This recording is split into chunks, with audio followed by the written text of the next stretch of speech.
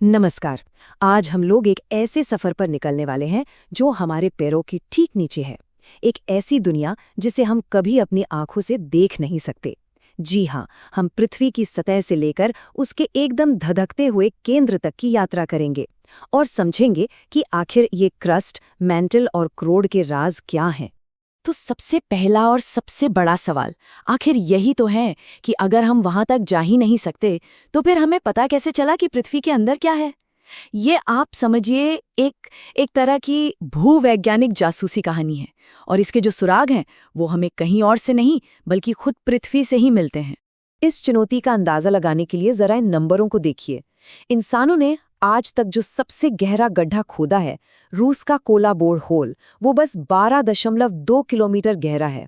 और पृथ्वी का केंद्र वो है करीब 6,371 किलोमीटर नीचे। मतलब हम तो बस सतह को हल्का सा खरोच ही पाए। तो चलिए देखते हैं कि हमारी ये जांच पड़ताल कैसे आगे बढ़ेगी।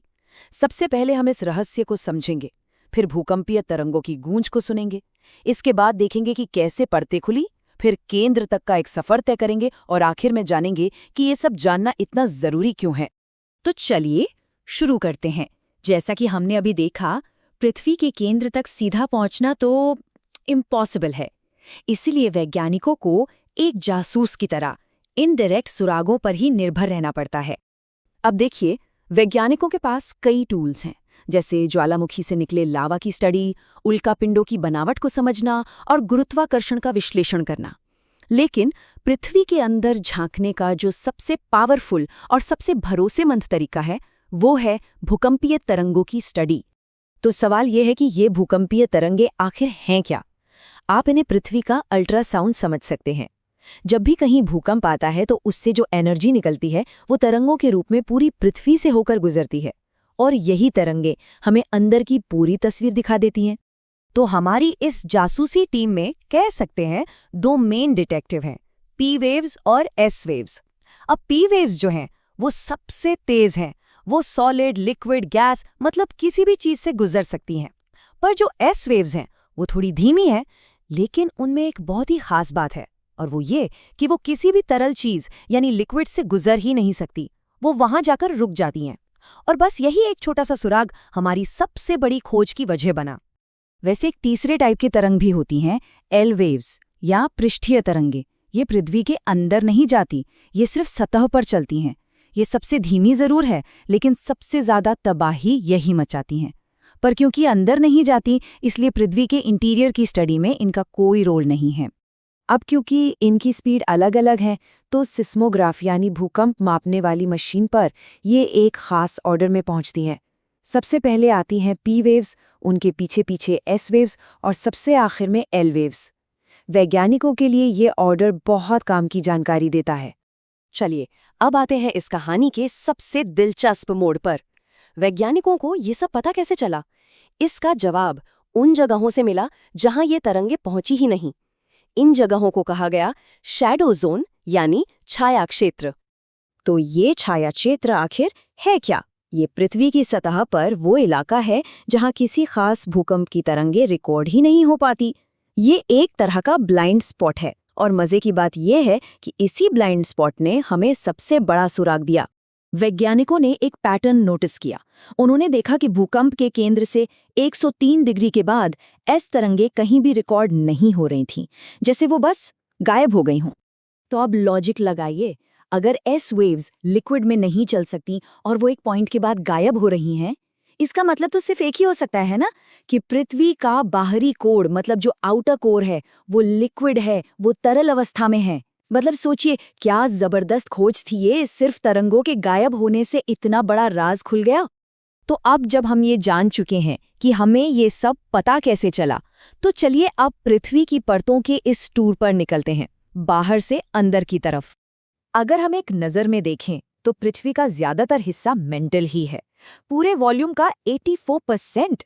क्रस्ट जिस पर हम सब रहते हैं वो तो बस 1% है, और क्रोड है 15%।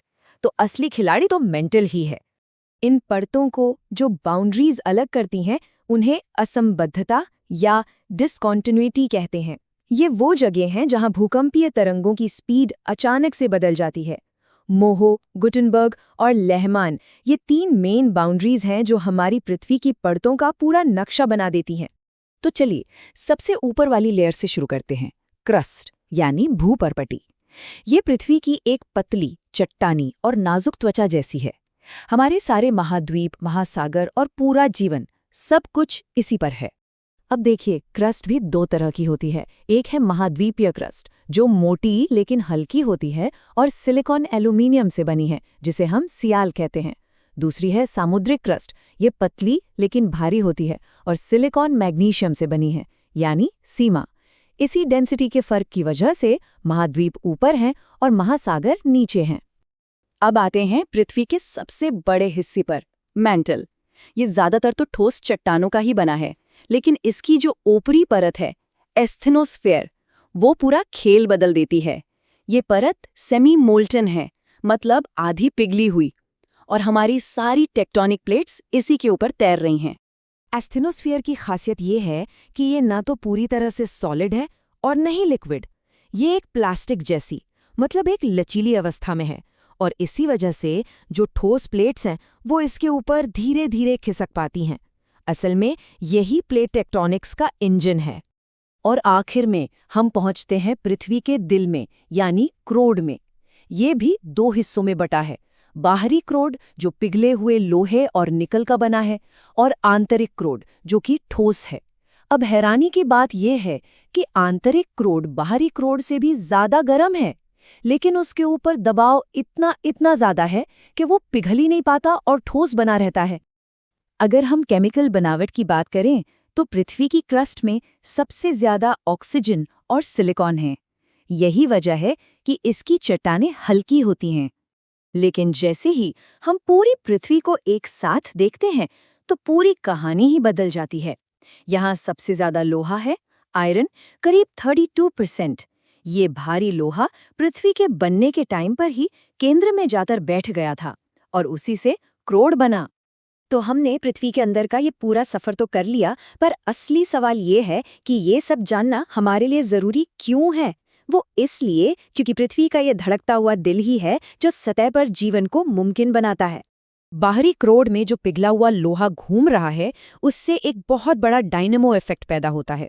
इसे ही जियोडायनेमो कहते हैं, और इसी प्रोसेस से पृथ्वी का मैग्नेटिक फील्ड यानी चुंबकीय क्षेत्र बनता है।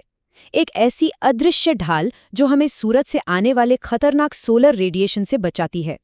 तो इसे संक्षेप में समझें तो आउटर कोर हमें मैग्नेटिक फील्ड देता है, एस्थेनोस्फीयर प्लेट टेक्टोनिक्स को चलाता है जिससे पहाड़ बनते हैं, मेंटल में होने वाली हलचल से ज्वालामुखी और भूकंप आते हैं, और पृथ्वी की अंदरूनी गर्मी हमें जियोथर्मल एनर्जी देती है। मतलब हमारी दुनिया का हर पहलू अंदर की दुनिया से सीधे सीधे जुड़ा हुआ है।